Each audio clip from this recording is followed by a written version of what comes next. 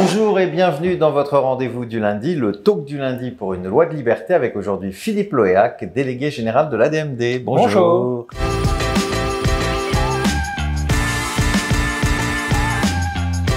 Eh bien, comme tous les ans, la dernière semaine du mois de juin est celle qui est consacrée au séminaire du personnel de l'ADMD. C'est d'ailleurs pour ça que je suis aujourd'hui à côté du délégué général. Donc, nous avons eu la chance de pouvoir échanger avec les 9 salariés de notre association que je vais encore saluer aujourd'hui pour le travail qu'ils font et puis avoir bien sûr une pensée pour eux parce que ça a été une période extrêmement difficile, cette année et demie où eh bien, il y avait la Covid et pourtant notre siège a continué à fonctionner tout le temps. Nous n'avons jamais fermé et c'est donc bien sûr grâce à eux et je les remercie encore.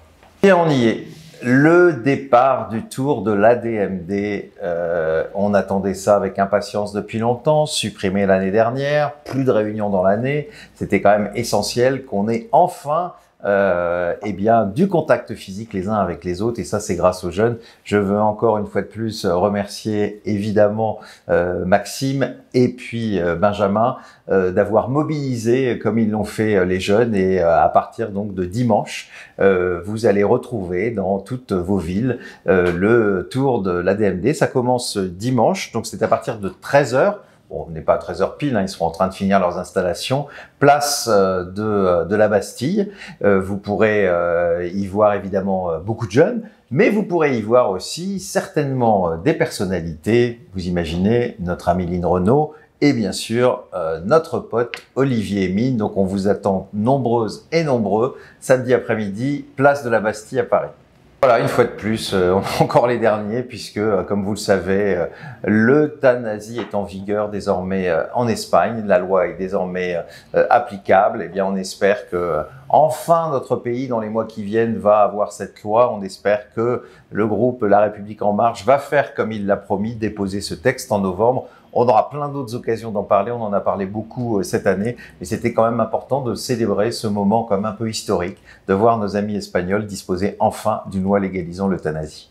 Alors évidemment, la voie politique pour obtenir notre loi est essentielle, ce sont les parlementaires qui peuvent voter la loi, mais comme ça n'avance pas suffisamment, l'ADMD a souhaité utiliser aussi la voie judiciaire et c'est en cela qu'aujourd'hui Philippe Loéac va pouvoir nous être d'une grande utilité puisque nous nous adressons, comme vous le savez, au Conseil d'État pour faire reconnaître l'aide active à mourir. Alors Philippe, est-ce que tu peux nous expliquer en quoi consiste cette action, quand a-t-elle été lancée et où nous en sommes aujourd'hui et qu'est-ce qu'on peut bien sûr espérer? Voilà, 3 questions en une.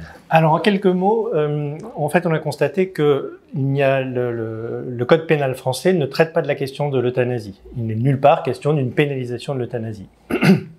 De plus, le suicide est dépénalisé depuis 1791, donc le suicide est autorisé en France, et donc il ne saurait y avoir ni assistance ni provocation au suicide, puisque le suicide n'est pas pénalisé. La seule chose qui, dans le Code de la santé publique, fonde l'interdiction d'une aide active à mourir, c'est l'article R 4127-38 alinéa 2 du Code de la santé publique qui dit bravo. Bien sûr, le médecin ne peut donner la mort délibérément, ne peut délibérément donner la mort.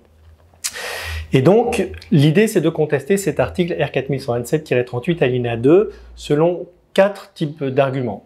Le premier argument, c'est un argument de pure forme. Cet article R 4127-38 alinéa 2 a été intégré au Code de la santé publique en 1979. Il était dans le Code de déontologie médicale. Il a été fait par un acte réglementaire pris par Raymond Barre en 1979. Donc, or, s'agissant de liberté publique... Un acte réglementaire, c'est un acte qui est pris par le gouvernement. Exactement. D'accord. Et donc, s'agissant de liberté publique, ça ne pouvait être un acte réglementaire donc pris par le gouvernement, mais bien un acte pris par le Parlement. Et donc, il aurait fallu que le Parlement légifère, ça n'a pas été fait. Donc, à ce titre-là, on conteste cet article R 4127-38 alinéa 2. Ça, c'est la première chose. La deuxième chose, on a une série d'arguments. Donc, on estime en gros que cet article est illégal parce qu'il n'a pas été voté en fonction de la Constitution française. Pris par une autorité incompétente. Ah, ok. Voilà. C'est l'article 34 de la Constitution. Une deuxième série d'arguments est liée au fait que cet article R 4127-38 alinéa 2 on peut passer de suite à chaque fois. Contrevient à tout notre corpus du Code de la santé publique sur la démocratie sanitaire. Puisque la démocratie sanitaire et toutes les lois depuis 2000 viennent à dire que c'est le patient qui doit décider de son propre parcours thérapeutique. Or, en lui interdisant ça, alors on contrevient à la démocratie sanitaire. Ça, c'est un deuxième type d'argument. Troisième type d'argument, c'est que cet article, dont on ne citera pas le numéro, vient en opposition à toutes les lois sur la fin de vie, les lois de 2002 avec la loi de 2002, les lois de 2005, les lois de 2016, et donc tout ce qui concerne la sédation, l'arrêt des traitements, le double effet des antalgiques, qui sont des formes d'aide à mourir, sont en opposition avec cet article R4127-38 alinéa 2 qui dit que le médecin, parce qu'on va vous faire que le médecin ne peut délibérément donner la mort. Et donc, si il le peut, puisque la sédation, c'est bien une façon de donner la mort, comme l'arrêt des traitements ou comme le double effet des antalgiques.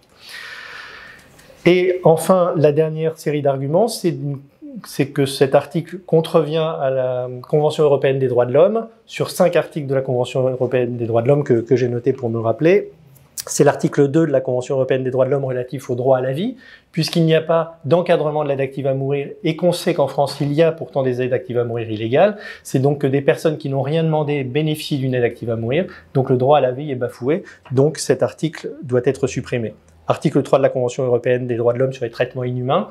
On sait que la sédation est un traitement inhumain parce que nul ne peut nous certifier, et on peut même certifier l'inverse, qu'il n'y a pas de souffrance pour un patient qui est sédaté.